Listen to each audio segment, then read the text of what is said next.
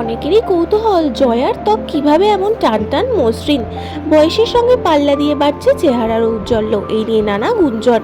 তার বয়স ঠিক কত সেই নিয়েও বিস্তর চর্চা। কেউ বলে তিনি 40 কারো কথায় তিনি নাকি 50-এর কোঠায়। অনেকেই বলেন অভিনেত্রী শুধু মুখে নয় সারা শরীরে অস্ত্রোপচার করিয়েছেন। সত্যিটা কি?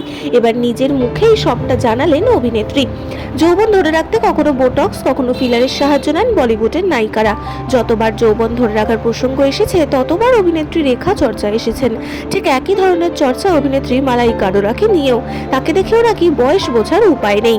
এই একই ধরনের কৌতূহল বাংলাদেশের নায়িকা জয়া আহসানকে নিয়েও। কখনো এই নিয়ে তেমন কোনো মন্তব্য না করলেও অবশেষে এই প্রসঙ্গে বাংলাদেশের একটি পডকাস্ট অনুষ্ঠানে বলেন তিনি, মানুষ বলে আমার পুরো শরীরে মাথা থেকে পা পর্যন্ত নাকি প্লাস্টিক সার্জারি করা, বোটক্স এটা সেটা ব্যবহার করি, এগুলো বলে মানুষ।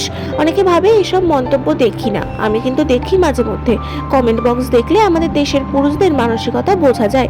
তবে শুধু জয়া নন, টলিউডে একাধিক নায়িকাকে নিয়ে এই একই গুঞ্জন।